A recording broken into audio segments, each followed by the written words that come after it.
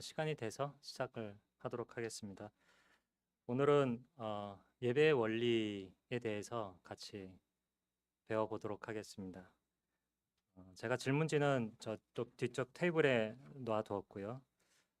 질문은 강의 순서와 관계없이 강의 순서 이렇게 내용적으로 합쳐가지고 질문을 드렸기 때문에 적용하실 수 있도록 강의 들으시면서 또 참고해 주시면 좋겠습니다. 예배의 원리인데요. 이슈는 강의 내용은 뭐 몇 가지 이렇게 페이지가 있지만 흐르고 있는 것은 뭐냐면 두 가지입니다. 예배 원리 중에 중요한 세 가지가 무엇이겠는가? 사람마다 꼽는 게 다를 테지만 그것을 이제 후반부에 가서 말씀드리고요. 전반부하고 중반부에 중점적으로 같이 말씀을 나눌 것은 성경에 있는 대로 할 것이냐 아니면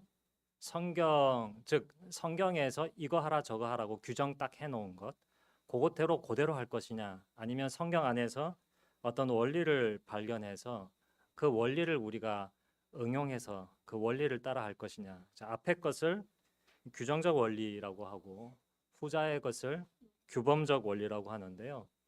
이것에 대해서 이야기를 같이 나누도록 하겠습니다.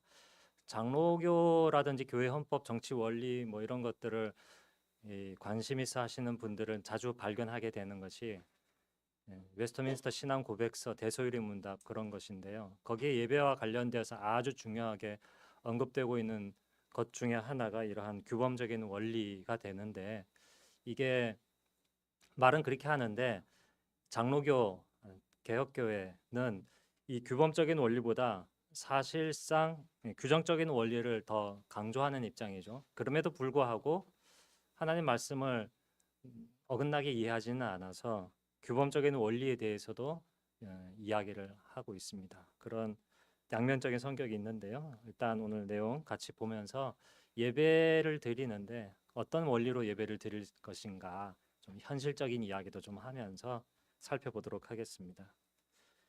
예배 원리하면 제일 쉬운 게 십계명이죠. 1계명부터 4계명의 예배의 원리가 참 잘 나와 있습니다. 1계명은 예배의 대상이 누구냐 하는 것이죠.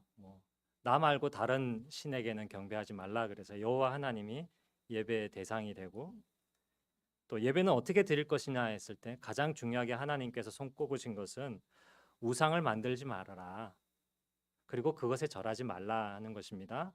그리고 세 번째는 예배의 태도. 지난주 예배 태도와 관련돼서 좀 얘기를 나눴는데요. 예배의 태도와 관련되어서는 우리 옛날 방식으로 옛날 성경 읽기로 하면 하나님을 망령되게 일컫지 말라 그래서 정신 나간 사람처럼 이렇게 말하는 것이냐 오해하실 수가 있는데요. 영어로 말하면 in vain입니다. 헛되게 혹은 우리가 지난주 배웠던 말씀대로 해석을 하면 하나님에 걸맞게 예배드려라. 하나님께 합당한 예배를 드려라. 하나님께 합당한 경배를 드려라. 경외하라 이런 얘기를 많이 하게 되는데요. 그런 식으로 합당한 경배 말과 태도로 하나님을 예배해라. 이게 3계명. 그래서 여호와 이름을 함부로 사용하지 않고 여호와 이름을 들먹이면서 거짓말로 맹세하지 말고 그런 것도 언급되지만 전체적으로 3계명은 하나님과 이름과 행하심과 약속하심과 그 사랑과 영광과 능력에 합당한 방식으로 하나님을 찬양하고 경배해라. 그리고 4계명은 예배의 시간이죠. 언제냐 했을 때 안식일, 구약의 안식일과 신약의 주일은 역사적으로 연결되진 않지만 의미적으로 연결되고 있고 구약의 안식일이 신약의 주일에서 성취 발전되고 있죠. 그래서 신약에서도 일주일에 한 번을 구약의 안식일처럼 따로 떼어서 그날을 거룩하게 지키라라고 말씀하고 있습니다. 예배의 원리 굉장히 쉽죠. 근데 이 쉬운 것이 우리의 구체적인 현장, 어떤 공간에서 어떤 시간에서 어떤 구체적인 방식과 노선을 따라 할 거냐 이건 거는 좀 차원이 달라집니다. 원리를 실제로 적용하는 데 있어서는 문화적 요소, 여러 가지 여건들, 시대적 그리고 사람들의 공통적인 인식 이런 것들이 작용하기 때문이고요. 또 이것을 서로 간의 약속과 합의, 예전 절차로 만드는 것은 정말 구체적으로 해야 될 일이기 때문에 원리만 안다고 이게 저절로 되지는 않죠. 그래서 구체적인 것을 하기 위해서는 원리를 제대로 알아야 구체적인 것을 우리가 적용할 수 있습니다. 그런 점에서 그냥 문자주의, 성경에 나와 있는 글자 그대로만 할 거냐, 아니면 성경에는 원리를 따져서 그 원리를 오늘 상황 속에서 하나님의 뜻이 무엇인가를 우리가 생각하면서 적용하며 할 것이냐, 그 큰 두 가지의 문자대로 그대로 성경에 있는 것만 할 거냐, 성경에 없더라도 성경 원리가 지지하는 것이 있다면 할 수 있느냐, 그 두 가지를 예배의 원리를 생각하면서 우리가 오늘 주의 깊게 바라볼 부분이고요.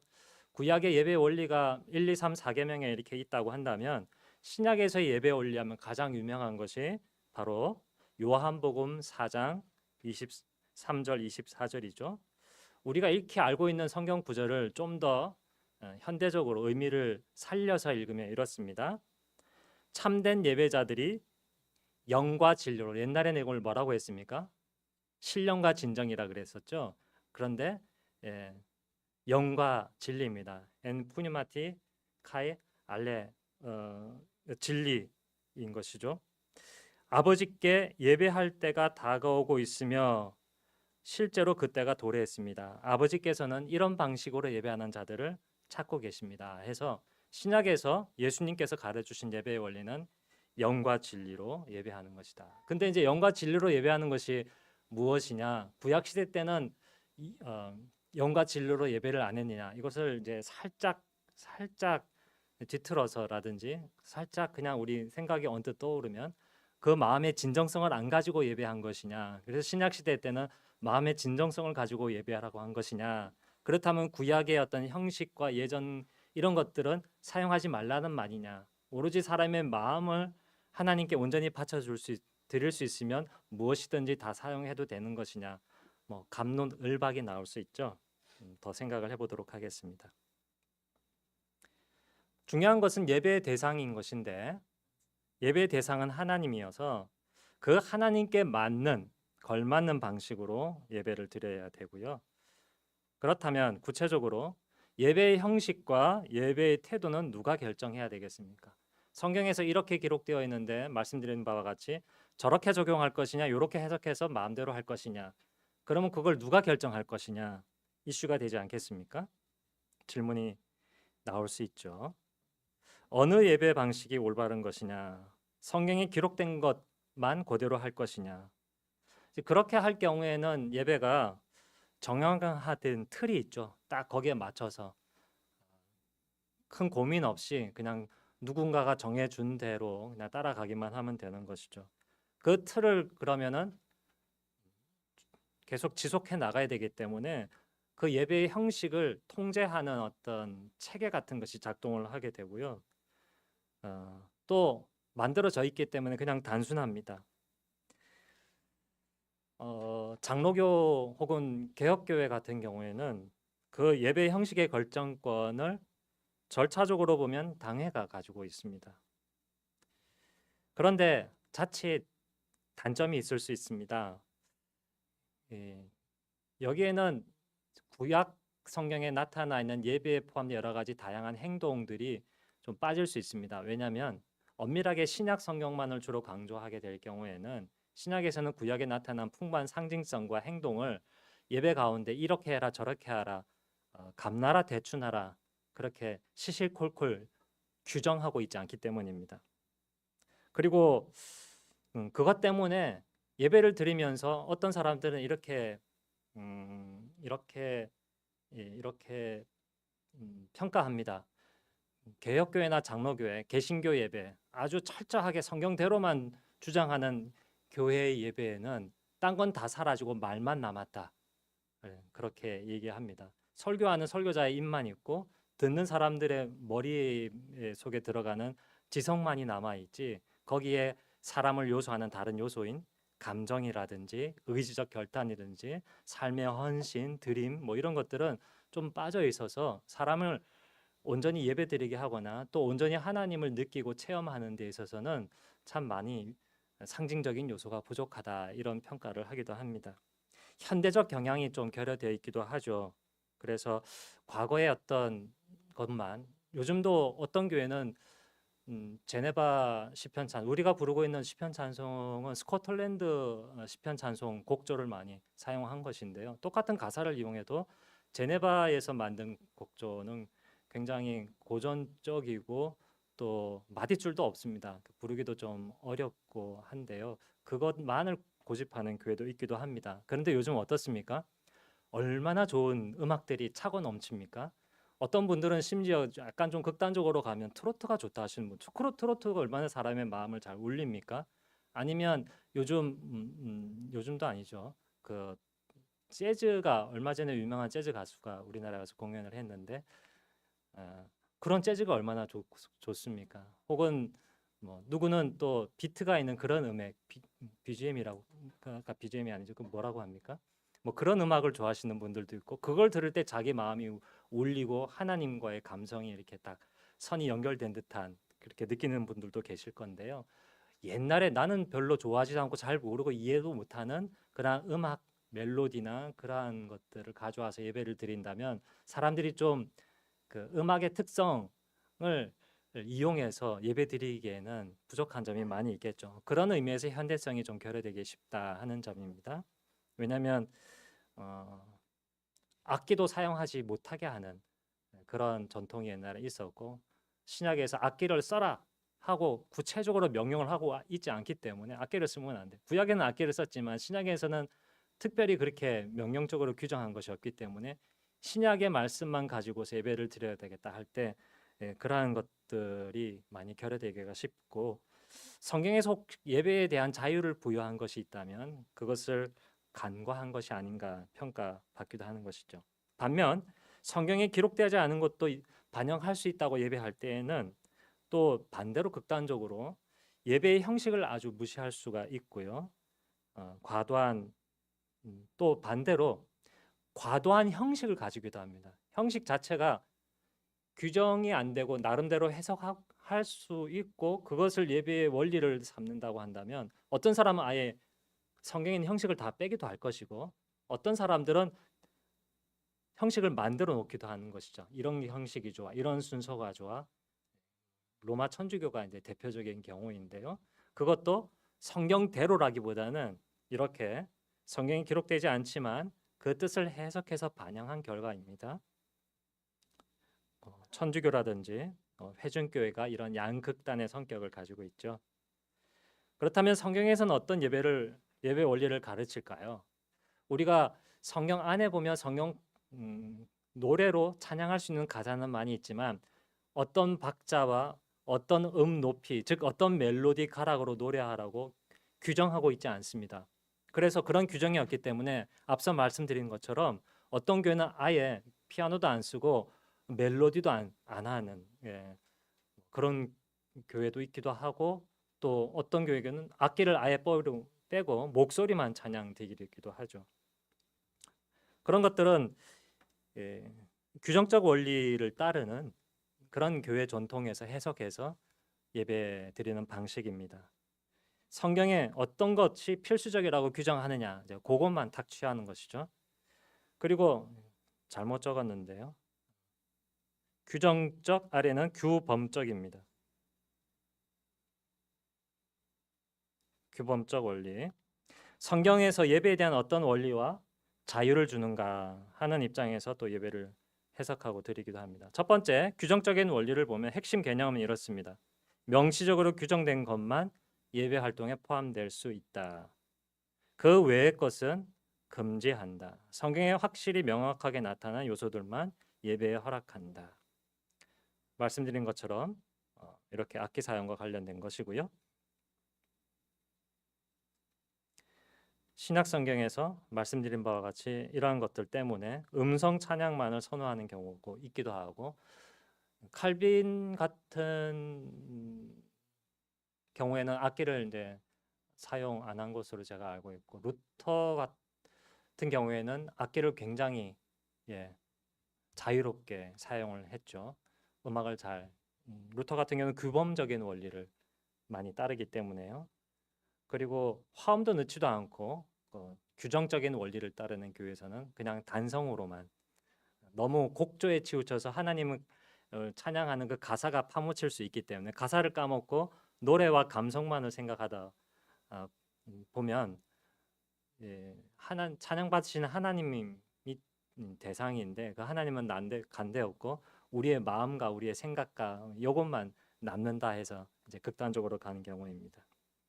그래서 설교, 기도, 시편, 찬양, 성례전 등에서는 성경에 명시된 요소들만 포함시키고 그 외 창의적 요소는 배제하는 것이 규정적 원리입니다. 장점도 있겠죠. 하나님 중심 예배 강조가 되고요. 성경의 관여를 최우선적으로 두고 그것을 잘 보존합니다. 사람이 마음이 잘 변하지 않습니까? 인간적 요소나 세속적 영향을 배제하려고 노력합니다. 온전히 하나님께 예배드리는 것이 목적이니까요. 그래서 성경 지침에서 크게 벗어나지는 않는데 꼭 그렇기만 할까 또 생각을 해볼 점도 있습니다. 단점, 지나치게 엄격하거나 율법주의적으로 변질될 가능성이 있죠. 현실적으로 어떤 어려움이 있겠습니까? 성경에서 구체적으로 다르지 않는 부분에 대해서는 답을 잘 못 주는 겁니다. 예배 공간은 어떻게 구성해야 되며 성경에 나타난 예배 공간은 참으로 실로 다양하죠. 들에서도 예배 드리기도 했고 또 가정집에서 예배 드리기도 했고 또 교회 역사에서는 이제 바실리카라 그래가지고 시청 같은데 오늘날로 말하면 그런 데서 예배 드리기도 했고 사람들이 많이 모이는 장소, 적게 모이는 장소 딱 규정된 게 없는데 실제적으로 예배가 여러 장소에서 이루어졌으니까 그럼 오늘날은 어떻게 해야 될 것이냐? 예배 시간은 언제로 할 거냐? 제가 여러분들이 누구 한 분이 나는 새벽잠이 없어가지고 새벽 6시에 우리 공예배를 하자 그러면 그분은 좋아하실지 모르겠지만 다른 분들은 다 싫어하시겠죠. 예배 시간은 과연 어떻게 될 거냐? 성경에는 규정한 바가 없거든요. 또 기술 사용 이런 것들을 예배 가운데 사용해도 되느냐 마느냐 거기에 대한 해석의 어려움이 있죠. 한계가 있습니다. 두 번째로 규범적 원리. 규범은 쉽게 말해서 마땅히 따라하거나 따를 만한 본보기입니다. 본보기 꼭 그래야 된다 규정 요거 아니면 안 돼가 아니라 여기서 본과 원리를 발견해서 이것을 잘 적용해 이런 의미이겠죠. 규범적인 원리입니다. 그래서 성경 구체적으로 언급하지 않은 요소들까지 예배에 포함될 수 있습니다. 그래서 교회와 예배드리는 신자들에게 더 많은 자유를 제공하고 있습니다. 그래서 악기 사용도 드럼도 사용하고 기타도 키보드도 사용하고 그렇죠. 이런 것들이 다 규범적 원리에 기반해서 성경을 해석하고 예배드리는 예가 되죠. 성경에서 악기 사용 금지하라고 말하고 있지 않기 때문에 그렇죠. 그리고 그것이 예배를 더 풍성하게 만들겠다고 판단되기 때문에 그렇죠. 또 이런 것도 있습니다. 성경에 명시되지 않은 것 중에 사람의 개인적인 감정, 주관적인 감정이라든지 혹은 사람이나 단체를 주인공으로 하는 언어나 그러한 요소들을 집어넣기도 하죠. 이번 주는 무슨 고려신학대학원 주관해서 고려신학대학원이 어떤 주인공이 되거나 남녀 전도회 헌신 예배에서 그 교회 일부 사람들이 주인공이 된다라는 거나 혹은 크리스마스 트리를 이렇게 크리스마스 분위기를 잘 살리기 위해서 트리를 한다든지 이러한 것들이 성경에는 금지되어 있지 않지 않느냐라고 해서 적극적으로 사용하는 예입니다. 따라서 장점은 문화적 적응성과 창의성, 자발성이 많이 확보가 되겠죠. 온라인 예배도 그렇게 해서 사용하고 프로젝터라든지 조명이라든지 이거는 정말 조명도 아닙니다. 요즘 예배드리는 어떤 다른 교회들 조명을 보면 휘황찬란합니다. 멋있습니다. 그 안에 있는 것만으로도 와 조명만 봐도 감동이 됩니다. 상상해 가시죠? 장점은 문화적 유연성과 다양성이 있고 창의성이 있습니다. 단점은 지나친 자유로 인해서 아까 말씀드렸다시피 사람들이 만들어내는 거기 때문에 하나님은 사라지고 다른 것들을 우상처럼 섬길 수가 있습니다.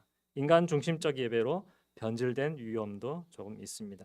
그래서 우리의 과제가 무엇이냐? 예배 원리에 대한 결정 기준 무엇이냐? 그것은 변함없는 원리는 성경인데요. 성경만이 기독교 예배의 궁극적 권위가 되어야 한다는 데 있어서는 모든 기독교인들이 동의를 할 터이지만 그런데 그 성경을 보더라도 구약 성경까지 포함한 성경을 예배 원리로 삼을 거냐 아니면 신약 성경에 대해서만 예배 원리로 삼을 것이냐에 대해서 어떤 것이 예배의 원리가 되어야 되는지에 대해서는 의견이 사실 신학계 안에서도 분분한 편이죠. 그래서 그렇기 때문에 교회 예배도 요즘 많이 다양한 것입니다. 전통적인 예배, 현대적인 예배, 뭐 그런 것에 이러한 것들이 좀 해석의 원리가 녹아져 들어 있겠습니다. 그렇다면 구약과 신약 중에서 무엇을 더 우선해야 될까요? 구약을 보시면 일단 내용상으로는 구약이 신약보다 3배가 더 내용이 많습니다. 예배에 대한 정보는 이건 아주 정통한 예배 신학, 구약 신학자가 적은 거기 때문에 산술적으로 저는 살펴보면 연구가 뭐 오래 걸리겠죠. 100배 정도 많다고 했기 때문에 저는 그대로 받아들입니다. 신약 성경의 예배와 마찬가지로 구약의 예배도 예배드리는 사람의 삶을 포함했죠. 우리가 몇 주 전에 배웠듯이 에스라 느헤미야 예배드릴 때 그냥 예전적인 예배만이 안 들어있죠. 거기는 성도의 삶, 의, 사랑, 정 이러한 내용들이 다 포함이 되어 있습니다. 그리고 또 성도들의 신앙과 삶을 세워주는 일에도 초점이 맞춰져 있습니다. 옛날 그 개역 성경 신령과 진정으로 하는 말을 다르게 해석해서 외형적인 거 말고 마음만 있으면 된다라고 해서 구약은 외형적이고 신약은 내면적이고 더 본질적이다 해서 구약의 내용은 예배에 포함되지 않는다, 예배 원리에 포함되지 않는다라고 말씀하는 부분들이 있었는데요. 구약 성경을 잘 살펴보면 구약 성경도 마음, 삶 다 통합되어 있습니다. 그래서 구약 성경도 예배의 원리를 잘 가르쳐주고 있다.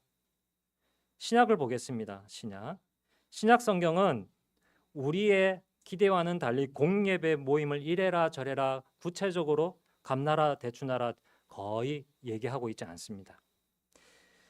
예배 신약 사도정 행전을 보면 예배 장면이 많이 나오는데요. 굉장히 많죠. 근데 미래 교회를 위한 예배 실천의 구체적인 지침은 제공하지 않습니다. 그럴 것이 2000년 뒤에 지금 예배를 우리가 2000년 전의 예배 방식과 똑같이 하려면 여기서 예배 드리면 절대로 안 되죠. 초대교회 예배처럼 하려면 어디서 모여야 됩니까? 여러분들 집에 가서 우리가 이번 주는 누구 성도님 댁에, 이번 주 다음 주는 누구 성도님 댁에 집에 가서 예배 드려야 돼요. 그러니까 집 안에 있기 때문에 이런 마이크도 필요 없고 다른 것들이 필요 없죠. 그렇게 드리라고 하면 요즘 예배 드릴 수 있겠습니까? 못 드리겠죠. 그래서 그러한 비본질적인 것에 대해서는 규정하고 있지 않은 것이죠. 바울이 교회 보낸 서신서나 제자들에게 보낸 목회 서신을 보게 되면 성품과 행동, 예배가 어떻게 실제 삶에 영향을 끼쳐야 되는지, 그래서 우리의 삶도 예배가 돼야 된다는 부분을 더욱더 강조하고 있습니다. 그렇게 삶으로 확장이 되지만 그런데 신약에서도 양은 적지만 내용적으로 아주 강력한 명령을 하는 게 있죠. 예배와 관련해서 성만찬을 드려라, 또 예수님 오실 때까지 제자 삼고 세례를 주어라 하는 것은 구약에는 없는데 신약에만 있는 그런 규정적인 예배의 원리입니다. 구약과 신약의 통일성과 진보를 우리가 한번 생각해 볼 때 구약 신약 어떤 게 우선일까, 어떻게 해야 될까 판단해 볼 수 있습니다. 고대 이스라엘과 초대 교회의 신앙 사이에는요 공통점, 통일성이 있습니다. 공이 하나님의 백성, 하나님의 나라, 하나님의 언약이라는 연속성과 통일성이 있습니다. 구약에는 풍부한 예배의 상징성이 있고 액션, 말, 뭐 여러 가지 모임 이런 것. 신약에는 성례와 예배의 삶으로의 확장과 발전이 나타나 있습니다. 디모데후서 3장을 보게 되면 모든 성경입니다. 구약 신약 따로 떼지 않고요. 교훈과 책망과 바르게 함과 의로 교육하게 유익하다. 모든 선을 행할 능력을 갖추게 한다. 그래서 이 말씀만 보더라도 예배를 온전히 선하게 행하도록 하기 위해서는 모든 성경, 구약과 신약의 성경적인 원리를 우리가 잘 사용해야 되겠다는 것을 알 수가 있습니다. 그런데 우리가 잘 아는 것처럼 요한복음 말씀을 누가복음 말씀 보면 새 포도주는 새 부대에 넣으라고 해서 구약 시대 때 이미 성취된 것을 오늘날 반복할 필요는 없습니다. 왜냐하면 제사로 예배드린다 했을 때 제사는 이미 예수님이 한 번의 제사로 영원한 제사를 다 완성하셨기 때문에 더 이상 우리의 예배는 제사처럼 드릴 필요는 없는 것입니다. 그래서 뭐 재물을 잡는다든지 나를 희생해서 이것을 대신 뭐 속죄양으로 대속 제물로 드린다 그런 개념은 없게 되는 것이죠. 그런 것은 원리에서도 빠지고 형식에서도 빠져야 되겠습니다. 신구약 성경에 나타나고 있는 규정적인 원리, 예를 들면 성찬과 세례, 그리고 규범적인 원리, 예를 들면 십계명과 영과 진리로 예배드린다는 그러한 원리들은 우리가 합쳐서 말씀을 잘 이해하고 따라서 규정적인 원리와 규범적인 원리를 적절히 성경 원리에 맞게 사용해야 한다는 것을 알 수가 있습니다. 예배의 원리 큰 두 번째는요. 아까 예배의 대상 하나님이라고 말씀드렸는데 예배의 목표는 인간의 즐거움보다 하나님의 영광입니다. 우리가 즐겁고 마음이 막 이렇게 고향이 되고 하면 예배 더 드리는 것 같을지 모르겠지만 더 중요한 것은 하나님께 영광입니다. 왜요? 타락한 인간의 변덕을 우리는 잘 알고 있기 때문입니다. 그 허영과 그 헛됨을 잘 알고 있기 때문입니다. 그것을 아예 무시하는 건 아닙니다. 그걸 잘 사용해서 고려해서 우리의 마음을 하나님께 올려드리는데 사용해야 됩니다. 예배, 음악이라든지 여러 가지 상징적 요소들을 그런 인간의 감성과 이런 것들을 잘 문화적인 요소를 녹여내야 되겠지만 그러나 목적은 하나님이다라는 사실을 우리가 잊으면 안 되겠습니다. 하나님께 영광을 돌리는 예배의 본질과 형식에 대한 지식은 성경에서 나오기 때문에 성경에서 원리를 찾아야 되겠습니다. 그래서 다시 돌아오게 됩니다.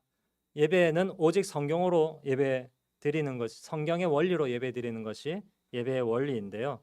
그런데 오직 성경 종교개혁의 구호 중에 하나이기도 했던 솔라 스크립투라 뭐 라틴어로 이렇게 말하기는 하지만 여기에서 오직 성경은 그러면 다시 돌아가서 오직 성경만 있으면 되고 문자 규정만 있으면 되고 다른 것은 필요 없다. 규범이나 해석은 원리는 필요 없다. 그것을 의미하는 것은 아니다라고 여러분 이해를 하셔야 되겠습니다. 오직 성경 혹은 문자 규정된 것으로만 한다는 것을 다른 말로는 문자주의라고 하는데요. 그 문자에 기록되지 않으면 우리는 그러면은 신앙이 아닙니까? 예를 들어서 성경 안에는 삼위일체라는 말이 없지 않습니까? 그럼에도 불구하고 성경적인 원리를 해석할 때 성부, 성자, 성령 하나님이 한 분 하나님이시다라는 사실을 우리가 알기 때문에 그렇게 고백하는 것처럼 예배도 예배 안에서 오직 성경을 통하여서 그 원리를 발견하고 예배를 드리는 것이 오직 성경이라는 구호와 다른 것이 아닙니다. 오직 성경만 있으면 교회의 모든 문제 혹은 예배의 모든 구체적인 사항들 그것이 결정될 수 있다는 의미도 아니죠. 그러나 오직 성경만이 신자의 믿음과 생활의 최고의 규범, 아까 말씀드렸던 것처럼 마땅히 따라야 할 본과 원리가 된다라는 점에서 오직 성경으로 우리는 돌아가야 되고 그것을 구체적으로 잘 해석하고 적용해야 되겠습니다. 그래서 그러한 성경적인 원리 했을 때 우리가 연초부터 줄기차게 얘기하고 있는 것이 모든 것을 품위 있고 질서 있게 하라. 유스케모노스 적절하고 올바르게 하며 적절성과 올바름입니다. 적절한 것은 우리의 문화와 사람의 육체와 삶의 형편을 따졌을 때 할만하다, 적절하다. 새벽 5시에 나와서 예배 드리는 것은 적절하지 못한 겁니다. 저희 입장에서는 저는 그게 너무 힘들기 때문에 아닌 분도 있을 수 있죠. 그러나 모두를 살폈을 때 적절하냐 그리고 올바르게 예배 드린다고 했을 때 하나님을 예배의 주인공으로 대상으로 목표로 하는 것이 올바른 것이죠. 그리고 질서 있게 하는 것입니다. 순서와 절차에 맞게 예배를 드리려면 일단 성도들이 예배의 장소와 시간에 대해서 약속한 바가 있어야 되지 않습니까? 갑자기 제가 여러분에게 토요일 날이나 주일 아침 전화해서 오늘은 몇 시까지 오십시오. 이러면 질서 있게 순서 있게 절차에 맞게 하는 것이 아니죠. 이러한 것들을 성경의 원리 가운데서 우리가 뽑아낼 수 있습니다. 교회는 예배와 관련해 어떤 결정을 내릴 때 예배에 대한 대원칙은 이러한 적절함과 올바름, 질서가 되겠습니다. 예를 하나 들어보겠습니다. 이것도 해석의 일부분이긴 딱 맞는 건 아니지만 예로는 쓸 수 있을 것 같습니다. 우리 교회가 부흥해서 교인 수가 늘고 예배 공간이 비좁게 되었습니다. 그래서 일각에서 예배를 여러 번 나눠드리자 1, 2, 3부 예배로 나눠드리자라고 할 때 그것이 좋을까요?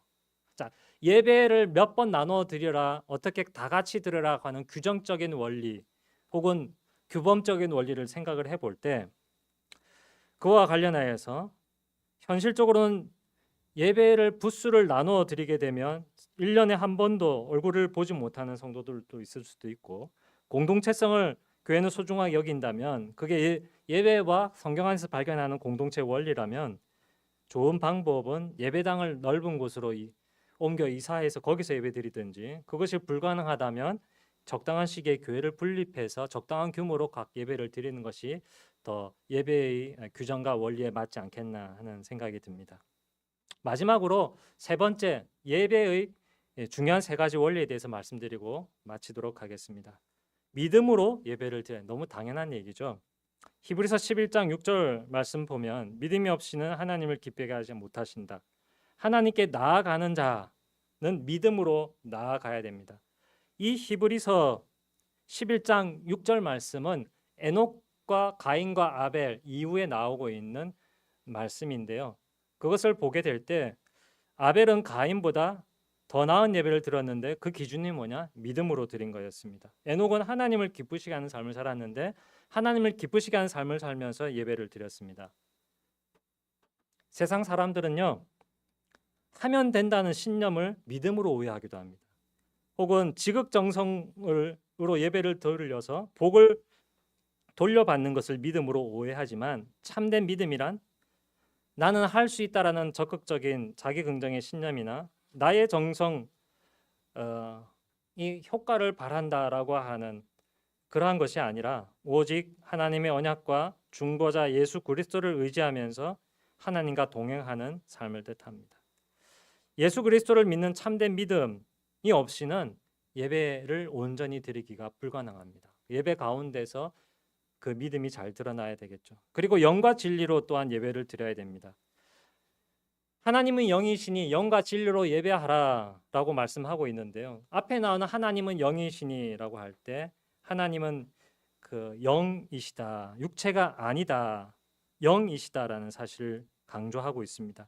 하나님이 영이라는 사실을 인식하지 못하는 사람들은요, 온갖 우상을 만들어서 거기에 예배합니다. 잘못된 예배 방식, 이계명을 어기는 것이죠. 영의 가장 기본적인 의미는 비물질적 실체인 것이죠. 이 순간 하나님이 우리 눈에 나타나 보이는 모습으로 나타날 수 있겠지만 그것이 하나님의 본질 참모습이나 했을 때는 그렇지 않습니다. 하나님이 영이시기 때문에. 그러므로 무엇보다 하나님은 인간 눈에 보이지 않습니다. 하나님에 대한 이미지를 떠올려 어떤 눈에 딱 보이는 어떤 형체로 떠올리려 해서는 안 됩니다. 그것은 영이신 하나님을 부정하는 것이죠. 그래서 이 앞에 하나님이 영이시니 이 영과 뒤에 나오는 영과 진리로 예배할지니 이 영은 다른 것입니다. 하나님이 영이시기 때문에 우리가 영과 진리로 예배한다고 했을 때 이 영은 무엇이냐? 성령은 하나님의 영입니다. 성부, 성자, 성령 삼위 하나님이 모두 영이시지만 특별히 성부와 성자에게 나오시는 분을 거룩한 영, 즉 성령이라고 부르죠. 이러한 차이를 인식한다면 이 영과 진리의 이 영은요, 성령이라고 보는 것이 자연스럽습니다. 동시에 이 진리를 또 생각해 보죠. 진리는 누구냐라고 했을 때 요한복음 1장 17절과 1장 14절을 보면 예수님을 가리켜서 진리가 충만하신 분이고 진리는 예수 그리스도로 말미암아 온다라고 했기 때문에 이 진리는 예수님이라고 보는 것이 자연스럽겠습니다. 문법적으로 보면 이 영과 진리 앞에 정관사를 붙이지 않음으로 인하여서 다르게 해석할 여지도 있겠지만, 그러나 성령과 예수 그리스도 안에서 혹은 그분을 믿으면서 그분의 능력을 통하여 예배 드려야 한다는 점에서 영과 진리로 예배한다라고도 해석을 할 수가 있겠습니다. 참된 예배자는 자기의 정성이나 열정 중심보다는 성령의 도우심을 철저하게 의지하면서 그리고 예수님을 알고 믿으면서 하나님을 예배하는 사람이 참된 예배자이고, 그런 사람에게 온전한 마음과 정성이 또한 드러나게 될 것입니다. 그래서 영과 진리로 예배하는 것은 우리의 주관적 마음가짐보다는 예배를 도우시는 성령님의 도우심으로 예배의 중보자이신 예수님을 믿는 분명한 믿음으로 하나님을 예배해야 됩니다. 누가 이렇게 예배할 수 있습니까? 예수님을 믿는 사람만 예배할 수 있습니다. 그래서 예배에서의 예배 드릴 수 있는 사람은 누구냐? 믿지 않는 사람이 아니라 하나님을 믿는 사람만, 예수님을 의지하는 사람만, 성령님을 의지하는 사람만 온전히 예배에 참여할 수 있는 예배의 정회원이 되는 것이죠. 분명한 지식에 근거한 예배를 드려야 됩니다. 믿음, 그 다음에 영과 진리, 성령과 예수님을 의지해서 예배드린다. 마지막 세 번째로는 분명한 지식으로 예배를 드려야 된다는 겁니다. 마태복음 22장 37절을 보면 내 마음을 다하고 목숨을 다하고 뜻을 다하여 예배하라고 했는데, 여기 뜻이 디아노이아라는 말인데요. 우리가 흔히 생각하는 그 뜻과는 조금 거리가 멉니다. 요한일서 5장 20절을 보게 되면 똑같은 디아노이아가 여기 쓰이고 있습니다. 하나님의 아들이 이르러 우리에게 지각을 주사 우리로 참된 자를 알게 하신 것과 참된 자 예수 그리스도, 그의 아들 예수 그리스도 안에 있는 것이니, 이 지각, 요것은요 예수 그리스도를 알게 하는 지성 혹은 이성을 뜻합니다. 물론 믿음도 포함될 수 있지만 이 단어의 원래 헬라어의 뜻은 이러한 이성 혹은 지성인 것이죠. 내가 논리로 추론하거나 혹은 눈으로 무언가 증명을 봐서 내 이성이 설득되어서 이성을 가진다는 것은 아닙니다. 믿음으로 하나님이 내 이성을 지성을 변화시켜서 믿게 하는 것이죠. 거기에는 그러면은 상식과 논리가 없느냐? 그렇지 않습니다. 발생하고 변화된 거듭난 이성 안에 우리가 이성과 추론과 합리, 논리를 다 사용할 수가 있게 되는 것이죠. 신자가 하나님을 사랑할 때 마음 다하고 목숨을 다해야 하지만 이성도 다해야 됩니다. 이성 없이 마음으로만, 주관적인 믿음으로만 믿겠다는 것은 맹목일 뿐입니다. 이성은요 예배 속에서도 나타나야 됩니다. 그 예를 신약성경 사도행전 17장 11절에서 볼 수가 있습니다. 바로 베레아 사람들이죠. 베레아 사람들은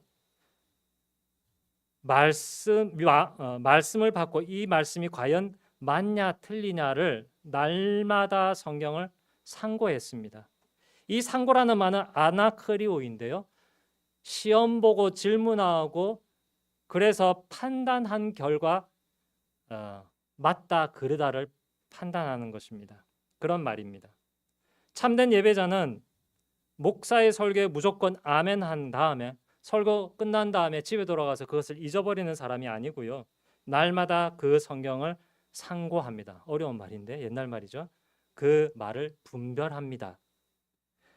그래서 이 말씀이 과연 예를 들면 예배 가운데 설교 가운데 주신 말씀이 하나님 말씀 맞냐? 과연 성경에 있는 말이 맞냐? 혹은 그 해석을 제대로 했냐를 집에 가서 성경을 보고 묵상하면서 정말 그러한지, 하나님의 말씀이 맞는지, 두 번째, 근데 나에게 주신 하나님의 말씀이 맞는지를 확인하는 사람입니다. 참된 예배자는요. 성경을 보며 목사의 설교를 점검하고 정말 그것이 맞다면 매주 저에게 와서 이게 좀 틀렸습니다, 이렇게 잘잘못을 가리시라고, 그런 뜻은 아닙니다. 네, 좀 부족하기 때문에 좀 양해 부탁드립니다. 설교를 사람의 말이 아니라 준엄한 하나님의 말씀으로 받아들여야 되는데 이성 빼고 맹목적으로 믿으라는 뜻이 아닙니다. 말씀을 잘 묵상하고 판단하면서, 그런 점에서 설교 본문이 들어있는 성경책은 매일 읽어 나가야 드실 필요가 있습니다. 왜냐하면 설교하는 설교자 입장에서도 말씀을 제대로 설교하기 위해선 출애굽기다, 그럼 출애굽기를 다 봐야 그 출애굽기가 이해가 되고요, 그 본문이 이해가 되고, 아가서다, 아가서면 1장만 갖고는 안 되고 아가서 전체를 다 봐야 되고, 그렇죠. 그래서 성경 전체 66권을 우리가 늘상 읽을 수는 없지만 해당 주에는 다음 주에 출애굽기 설교를 한다 이러면 그 출애굽기가 그 설교 본문이 나오는 주중 묵상집에 있는 7장 정도 되죠. 그 말씀을 여러분들이 한 번은 집에서 읽어 오셔야 성경 설교 말씀을 듣고 앞뒤 내용을 알고 그 말이 맞는지 틀린지, 문맥에 맞는지 틀리는지, 하나님의 말씀이 맞는지 틀린지를 이해하실 수가 있겠죠. 예배 원리에 이성이 필요하다는 것은 또 고린도전서에서도 잘 확인이 됩니다. 예배를 드릴 때 당신만 혹은 나만 알아들을 수 있는 논리와 말로만 예배를 드리지 말라고 합니다. 예배를 설교를 하든 기도를 하든 찬양을 하든 사람들이 모두 다 알아들을 수 있는 말로 하라고 합니다. 예컨대 고린도전서 14장 6절, 누군가가 너에게 예배 가운데 방언으로 기도하게 한다든지 누군가 너에게 설교할 때 알아들을 수 없는 방언으로 설교한다면 그것이 너에게 무엇이 유익하겠느냐. 아무리 그것이 영적이고 믿음으로 하는 것일지라도 그 말을 알아들을 수 없는 것이라면 소용이 없다. 교회에서 내가 남을 가르치기 위해 깨달은 마음으로 5마디 말을 하는 것이 1만 마디 방언으로 말하는 것보다 낫다 하는 것입니다.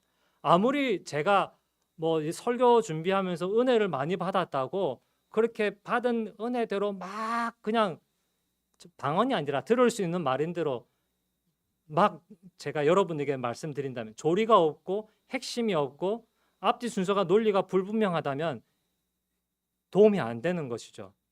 알아들을 수 있는 말을 하더라도 조리 있게 말씀을 전하더라도 내용이 좋다고 다 되는 것이 아니라 그 좋은 내용을 조리 있게 잘 전달해야 이것이 예배의 유익이 되는 것입니다. 그래야 성도들 모두에게 남녀노소에게 이해하고 알아들을 수 있는 신앙과 이성이 바탕이 되어서 하나님의 말씀으로 받을 수 있기 때문이죠. 그래서 방언은 예배 속에서 금지되고 알고 말하는 예언의 말씀으로 기도로 찬송으로 예배할 것을 가르치고 있습니다. 그래서 오늘 조금 길었는데요. 다음번 제가 할 때는 좀 더 줄이도록 하겠습니다. 지난번에 20분에 했더니 너무 나간다 그래가지고 좀 천천히 하라고 오늘 속도를 조절했더니 시간이 30분 안 넘으려고 그랬는데 양해를 부탁드립니다. 뒤에 가시면 저기 질문지가 있거든요. 한 20분 정도 남았는데요. 시간은 짧지만 15가지 질문이 있습니다. 보셔서 다 한번 나누시든지 마음에 드는 것만 이렇게 나누시든지 하면 좋겠습니다. 그러면 그룹으로 나눠서 같이 성경 공부를 한 20분, 2시까지 진행하도록 하겠습니다. 수고하셨습니다.